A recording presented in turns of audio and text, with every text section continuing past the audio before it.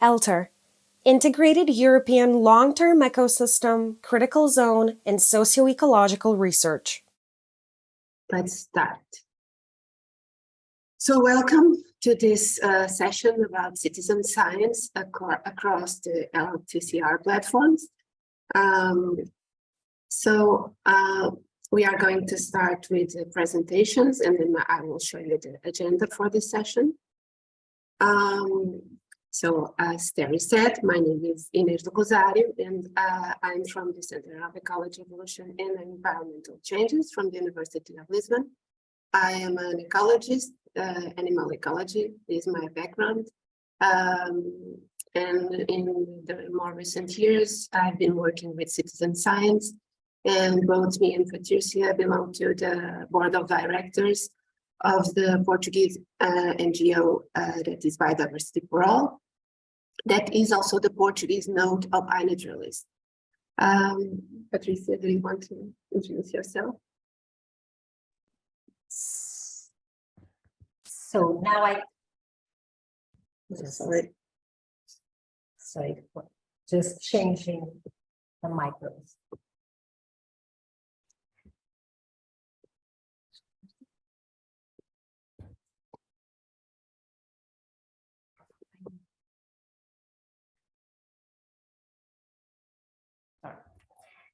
Okay, so my name is Patrícia, Tiago, as Inês already said. I'm also a researcher at Lisbon University. I've been working with citizen science for the last years of my scientific career. It's really a pleasure to be here today because I think it can be really a productive workshop, and we can discuss the area of citizen science with several people and try to figure out how can we develop this area also in eLTER. As Inês told you, we are ecologists, we work in ecology, but my area of citizen science, I like to understand a bit how we can use the data that come from citizen science, the accuracy of that data, what exactly are citizens' motivations to participate in citizen science. So that's more or less what I've been doing in the last years, working directly in the area of biodiversity registers and biodiversity databases.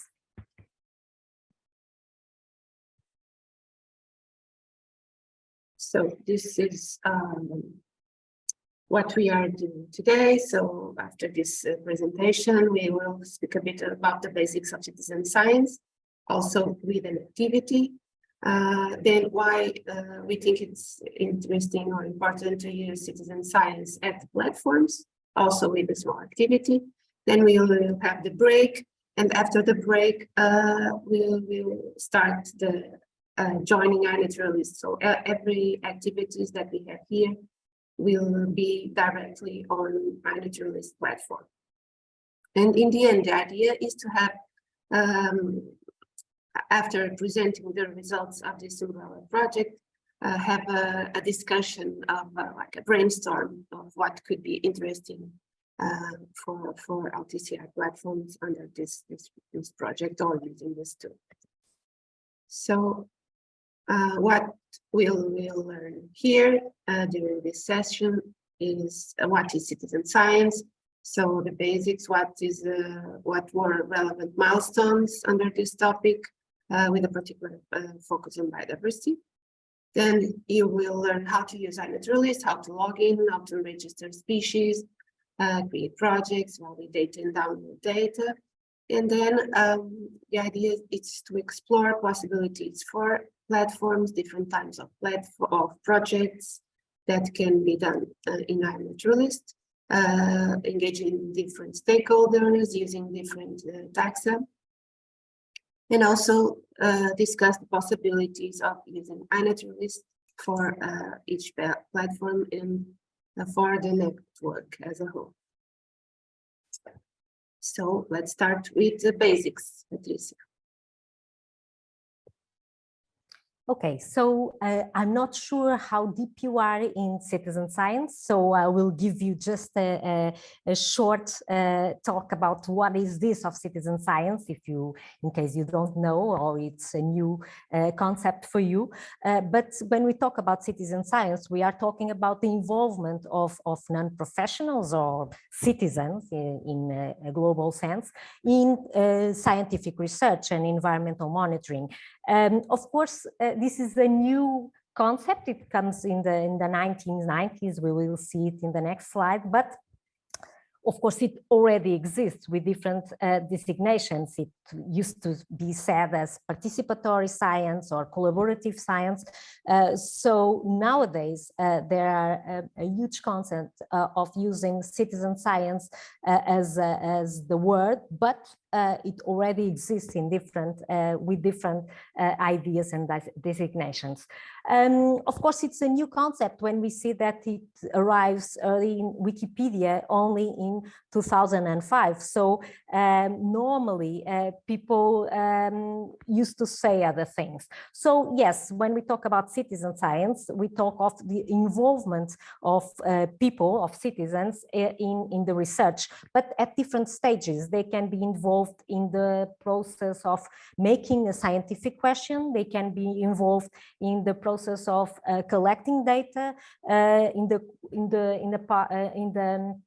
the step of helping to spread the word that the project aims to have. So there are different parts where citizens can be engaged with science and with the scientific purpose. So if you see, when we talk about citizen science, we can see that there are some projects that are quite old.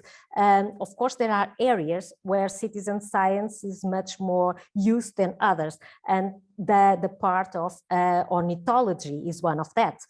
So the first citizen science program that is still happening nowadays is the Christmas bird census.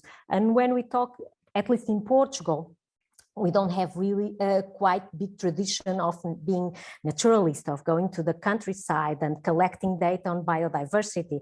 So when we started a bit, well, 10, 12 years ago, and people normally say that it was not easy to grab more people to the cause, bring more people to the collecting data on citizen science, on biodiversity. So I like to give this example because here we can see that traditions sometimes change. For instance, in this case, there was a big tradition in the United States, which was the Christmas side hunt. During the period of the Christmas, people go to the countryside to hunt, and that was an activity for many, many years. And then Frank Chapman, in the early years of the 20th century, in US also, he decided to create a new tradition, which was Christmas bird census. So people go to the countryside during the same period of the year, but instead of hunting, they were going to be counting and observing birds. It was the beginning of a period of conservationists. People were quite worried about the decrease of certain species of birds in the US. So it was great to achieve more people, but there were a scarce number of people in that year. And many years later, the program still exists, but with thousands and thousands and thousands of people spread all over the world collecting data on birds in the period of Christmas. So it was good for us to see that traditions can be changed, and people can start looking at biodiversity in a different way if they are triggered with some words and some ideas that they aim to help scientists too. So in the next slide, we can see that there are important phases of citizen science. the idea that it appears, the new concept of citizen science appeared in 1990, but it appears simultaneously in US and England, in the United Kingdom, but with different meanings. While in the United States of America, citizen science mean volunteer data collection to support that ornithological research that was quite normal in the United States.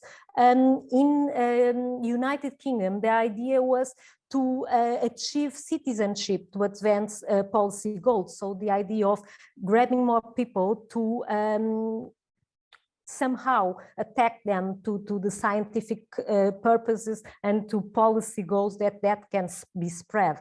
So it was nice to see that this concept appear, but then they started to develop an idea that was somehow connecting these both concepts.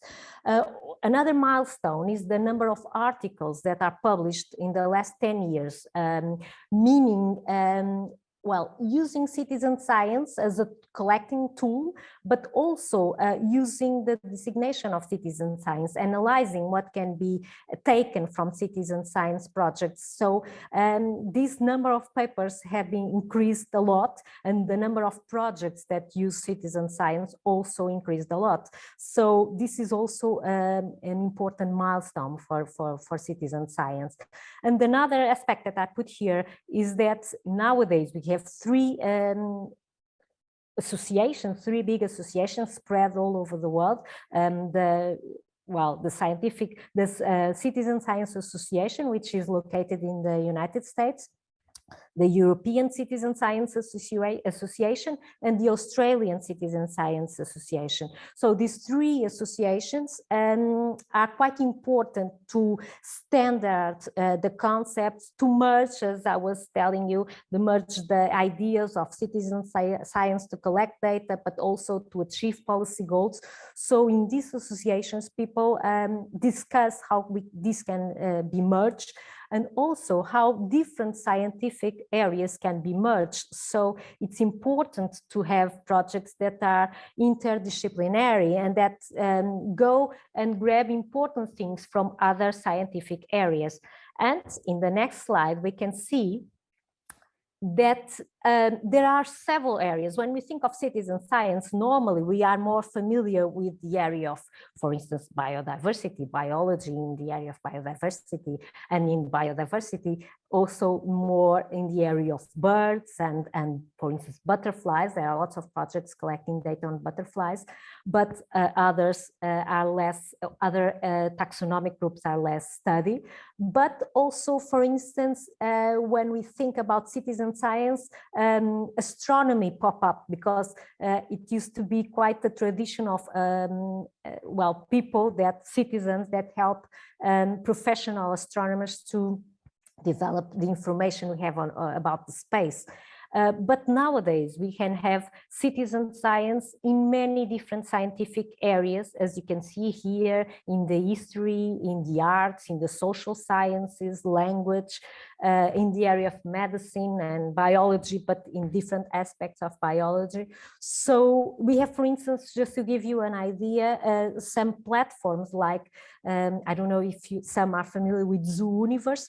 Zoo Universe is a platform where you can launch projects on citizen science and ask people to help you, for instance, to make transcriptions of old manuscripts, helping to analyze an history problem, or for instance, or an history period, or for instance, you can, for instance, transcript the logbooks of the ships, old ships, try to figure out how the weather conditions were during time.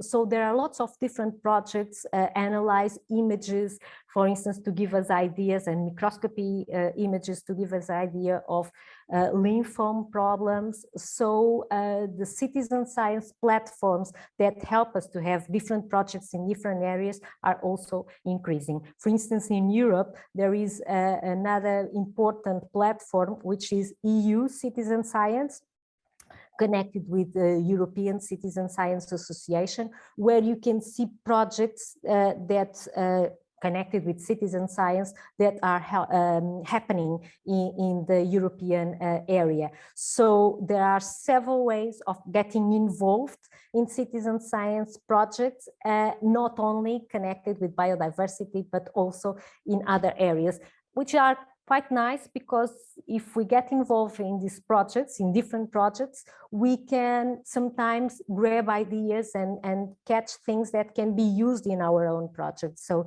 this exchange of experiences and of ideas can enrich also our work. And the next part is we are going to ask you to do something. And we have to take that idea. Let me just see, Inês, the last ones, just to show, because you will have to think about these scientific areas in the activity that we are going to do a bit later. So before the idea, I would just like to tell you that biodiversity, and that is the part that we are going to talk later, and biodiversity is one of the areas where citizen science is, of course, giving really important steps. For instance, and also important because it's necessary, it's essential to involve people in the evaluation of the status of biodiversity. So it's important to have more data, but it's also important also to people to be aware of the problems connected with biodiversity, and citizen science can give that that important step in biodiversity conservation. So why do you think that it's relevant, or could be relevant, to use citizen science at platforms? Okay. So first, let me tell you a little bit how this idea came to my mind. It was back in 2019 when I was in Israel at a workshop. We had some discussions about citizen science, and after this, we did a small survey to 25 platforms, and 96 citizen science projects were identified, and 74% of these projects included biodiversity, fauna, flora, boats, or other groups. But what we found was that almost none was the same, even within the same country. So I think what could we do to improve the links between these programs across platforms, because it would make more sense to have something in common.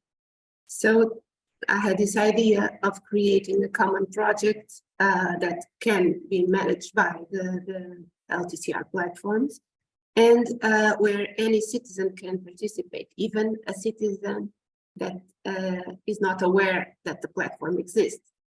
So because I know well iNaturalist, I thought that it could be a good idea to create an umbrella project inside this platform.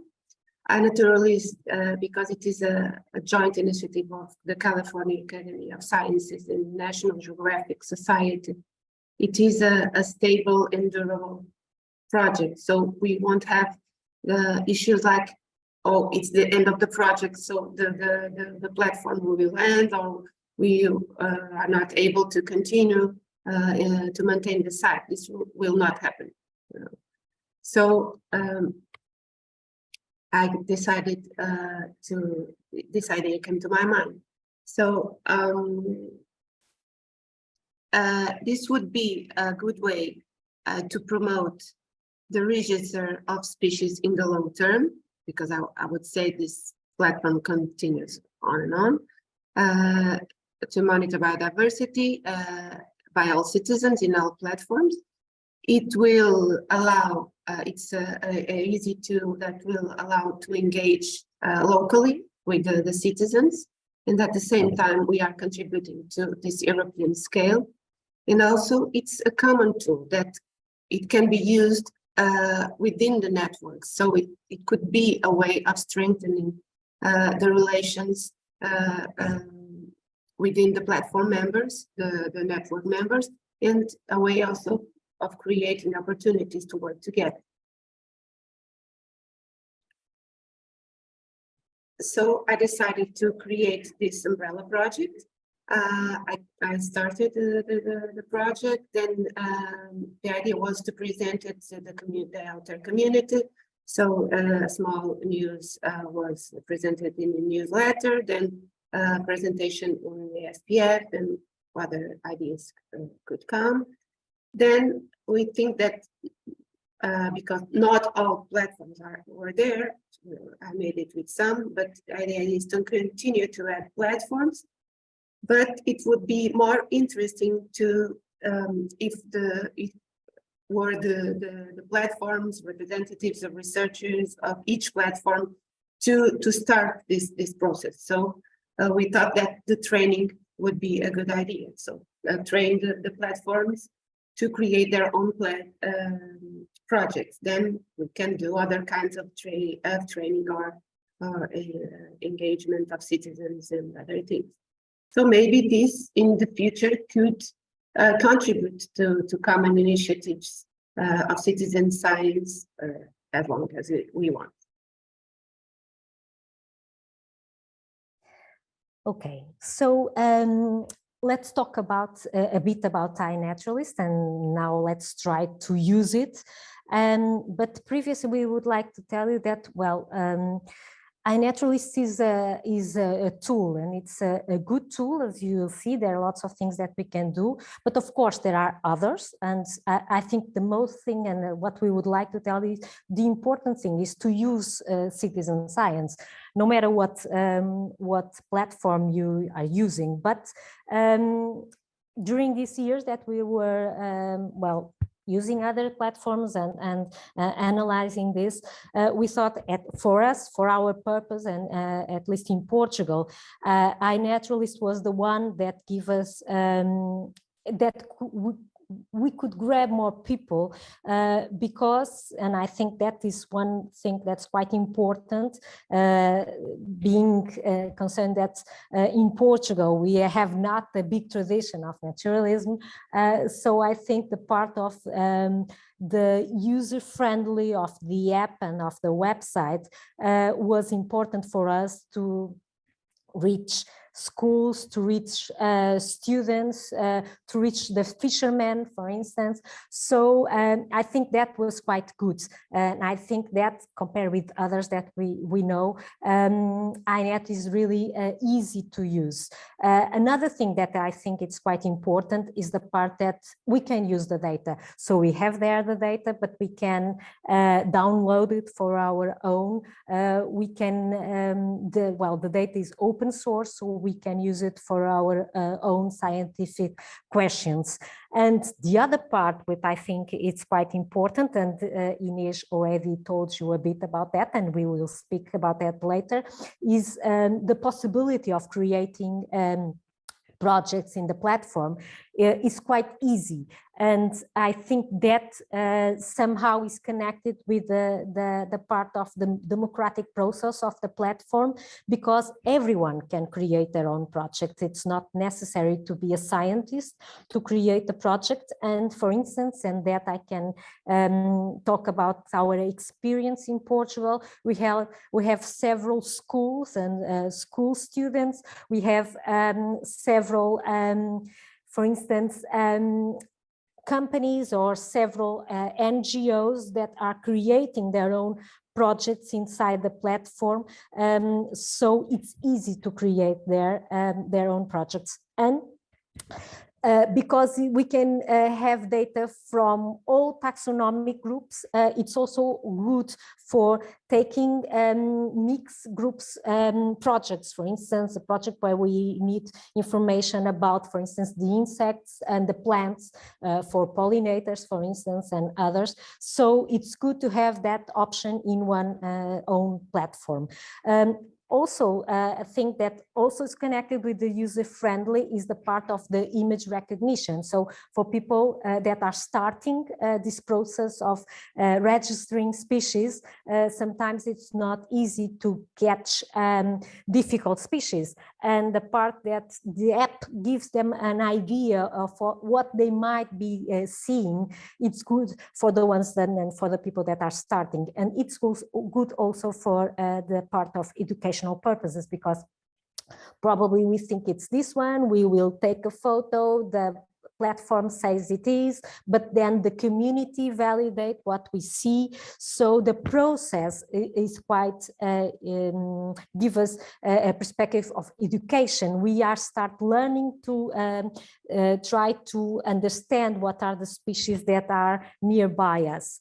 The worldwide data, we can have data from all over the world, so that is also an important part, and I think that is also quite important for scientists, because we can give, we can, for instance, compare information from Portugal to other countries in Europe or other countries in the world, so that's quite good. We have lots of users, and for instance, and that part is connects us with the tourism perspective, that if people come to Portugal in a touristic activity and they still put information in the world community iNaturalist, we will have that information. So the amount of people that use the app is also quite good for the projects that are there established, and the fact that the data is given to GBIF later is also a good perspective of the platform. So I think all these aspects of the iNaturalist platform were the ones that, well, we thought it would be great to have here explained to you. But as I was telling you, of course, there are others, and you can explore other ways of doing your citizen science projects. In the next slide, I don't know if you all have the app of iNaturalist. If you have, okay, we will say it in a brief way, but maybe not everyone could sign up and have the app installed. So we will give you just a short description of the process of installing the app in your mobile phone. And I say the app, but we will also see the website, because I think the app is quite easy to use and easy to register. But as you will see, for instance, for birds and for some specific species, maybe it's good to have a good photo of the animal. And in that case, going to the website to put the information and put the photos through the website is also an option and a possibility. And of course, to create the projects, to download the data, to see and to explore, it's much better through the website. So the app is just really to add data to the platform. But we will start with the app. And you can download, it's of course free, you can download even in the Google Play or in the App Store. There are some small differences in one process and the other, but they are not really that different, and it's really easy to understand the two processes. So you will see a part where it says who is responsible for the app. Of course, the app is the World Globe app. So it was produced by, and it was the first great supporters of the app is the Khan Academy and the National Geographic.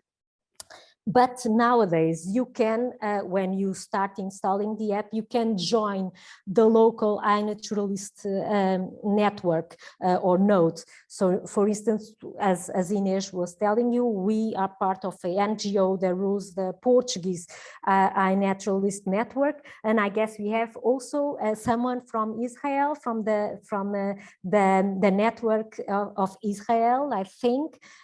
So the idea is, of course, to add the local nodes. It's good, for instance, because when we give information to GBIF, it comes from our location in the our attached to the local nodes, the country nodes. You can do the login well, manually, of course, but you can also use the Facebook or the Google, and it's easy to log in through one of these options. In the next slide, you can see that we will try to start using the app. I think you received a message asking you to have a photo in your or in your app, or in your mobile, or in the website. So let's try to use the iNaturalist app, and let's see if you have questions considering this activity.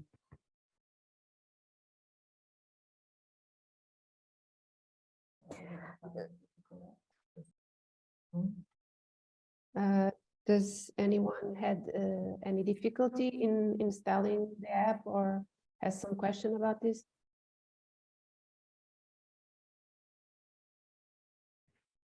No? Okay. So let's do our first observation.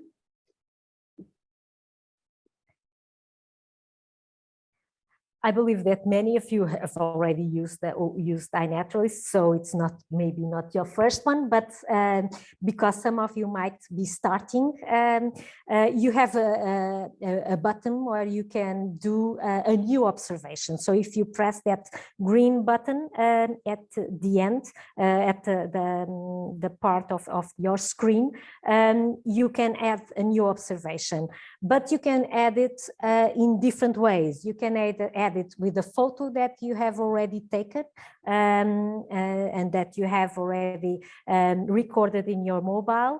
You can take a photo at that moment. So if you are seeing, for instance, a butterfly in a flower, you can put your camera in that part and you can take a photo of that. You can also record sounds or choose a sound that you have already in your mobile phone. So that are the preferable ways of making registers, because those are the observations that can be validated by the community. But if you are completely sure that you saw, I don't know, a species that is quite common, but you were not fast enough to take a photo of you, or if you are in for instance, in a BioBlitz and you are with an expert that is saying you that you are observing that bird and he knows exactly what he's seeing, it's also possible to make an observation with no media. Those observations are probably important for you because it's like a book where you have all your recorders and all the information you have on biodiversity that you made, but it's not that important for the community because it will not be, as I was saying, it will not be verified by the community and will not be in a different research level to be used for scientific purposes. Later, when you have the photo in your observation or photo or others, you can try to view suggestions. So iNet gives you suggestions of what you might be seeing. So you click in that mark over there that you see in the screen, and later you can compare that suggestion. So maybe you will compare with the first suggestions that iNet gives you. So you're not sure if it's the first one or the second one. You can see pictures with that two axes over there, and you can compare the photo you took and the species the app suggests. And then after doing this process, you will pick that green part of near the bottom, and you will say, okay, that's it. That is what I want to register. Of course, you can do some notes. You can see exactly more about what you see, if it was a birds, if it was alone, if it was not alone, if you want to register something. And in case of some projects, they ask us to give you some more information, and you can add that in the part of the notes. And later, when you have all the information, when you have your register in the app, the community will validate your observation. So we have here one observation that was already validated by 3 people. So the observation that was unknown, the person that do it didn't know what it was the species, now have a research level. So now can be used for scientific purposes. As you will see, it will gain more strongness if it is an information validated.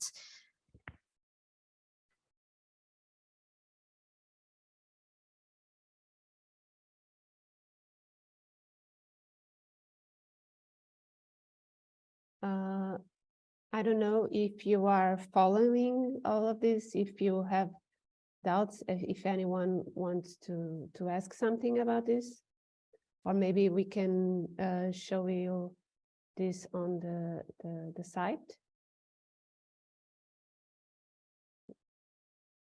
No, everyone knows well iNaturalist, I guess.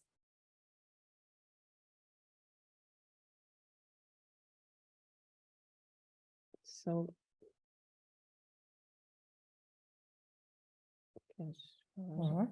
So now here we have the projects, and I believe that, I don't know exactly our audience, so I don't know if you have already tried to create a project in iNet, but I will give you some time to discuss your own perspectives on this. But as I was telling you later, we have several projects being created for many different reasons, and here we gave you some ideas of different projects that were created in iNet in the global community. So we have several and BioBlitzes spread all over the world. So when people want to decide to produce and to organize a BioBlitz, it's easy to create here a project to know exactly what are the species and how many species we could collect in one day, or the time that that BioBlitz lasts. So you have lots of BioBlitzes projects. We have lots of different scientific projects, for instance, considering birds, specific birds, or specific, for instance, pollinators. We have here the flies of the US and Canada, one also a big project for a group that normally is not really being taken in consideration on citizen science projects.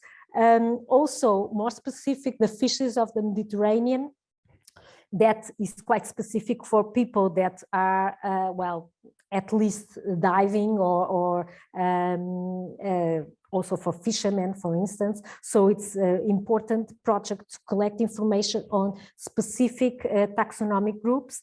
But as I was telling you, we have, for instance, projects that come from kindergartens. Of course, it's not the children that are registering the species, but with the teacher, they go to the countryside and they collect information from their gardens and from their area nearby the kindergarten. So it's nice to see that the platform can be used by everybody. And I think the part of the app being quite easy to use, it's important for that. I don't know if you have already tried to, let's just put the next one, to create a project on iNet, but it's quite easy.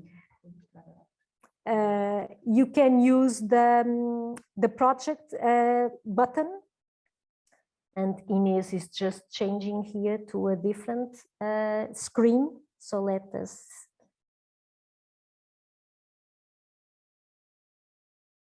for us to see.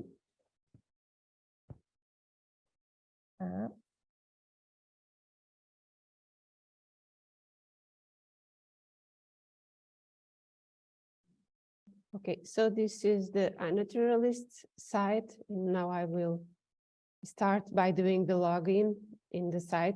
We have showed in the app. So just click here for login. I already have my account, so I will do the login. And now here I have my observations. So, but now you want me to show how to create a project. So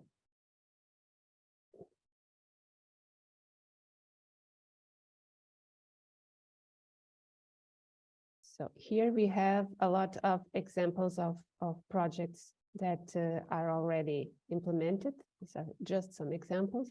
And here you see this button, start a project.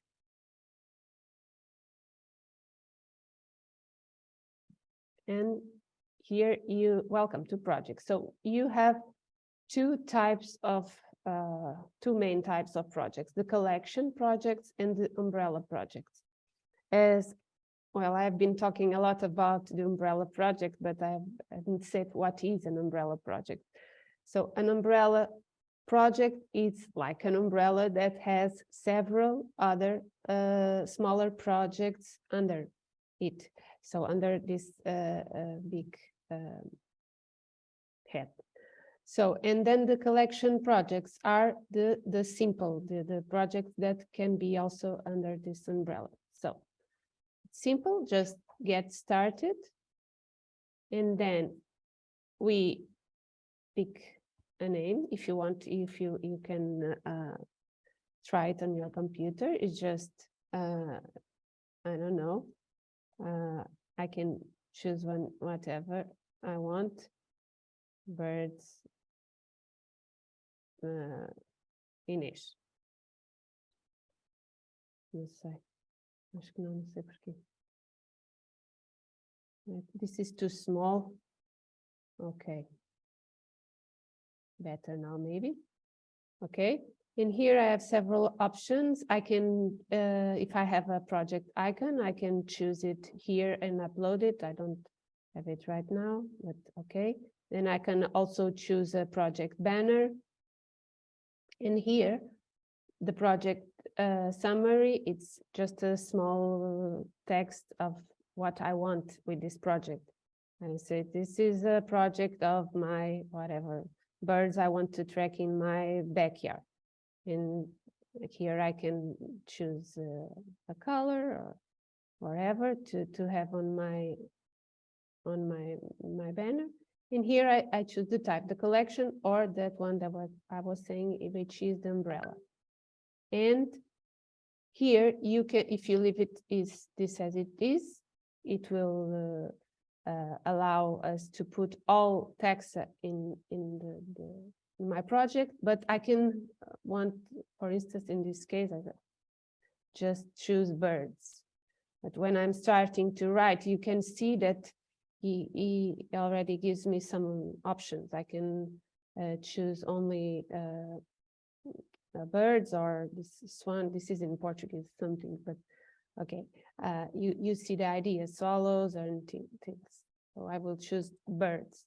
And then here I can choose the places, because if we won't put anything, it will do a project with all over the world. So I would here, I don't know, in let's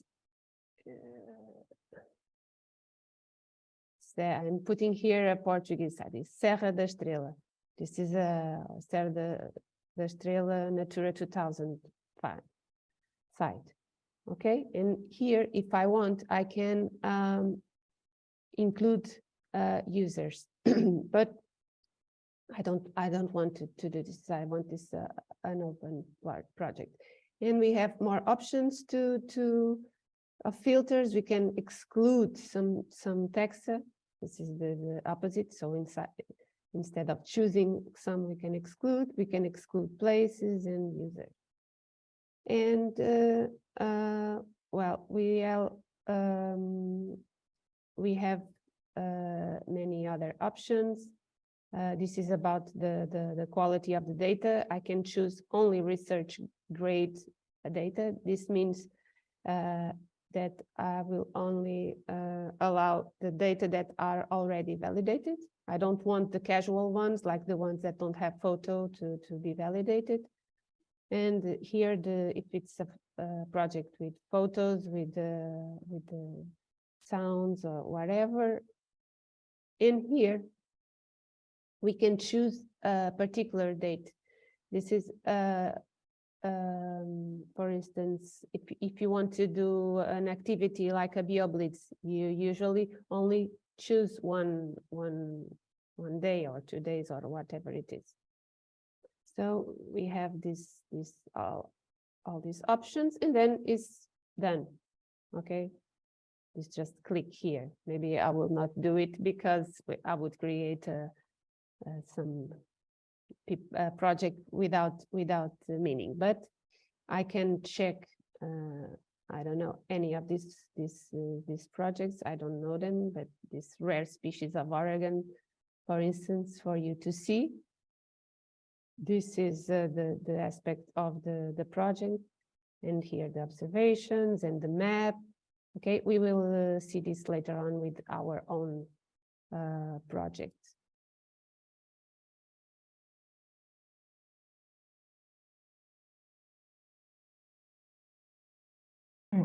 I would just like to give you one more information about the projects, is that, for instance, imagine you have a project that aims to have the information about a specific group, but every information that you have on that group. Of course, people don't need to be a member of that project, but there is an option that you can have in the projects, which can be also good, that if people are a member of the project, they can receive what they called the project, how do you name it, the project journal. And when we have a project journal, the people that are responsible for the project can send information for the members of the project, for instance, advising that it will be a BioBlitz in a specific place, or saying that it's important to have information on a specific area of the territory. So being a member in some cases, it's good. A member of a project is good because they can receive the information about that project in a fast way and in an easy way.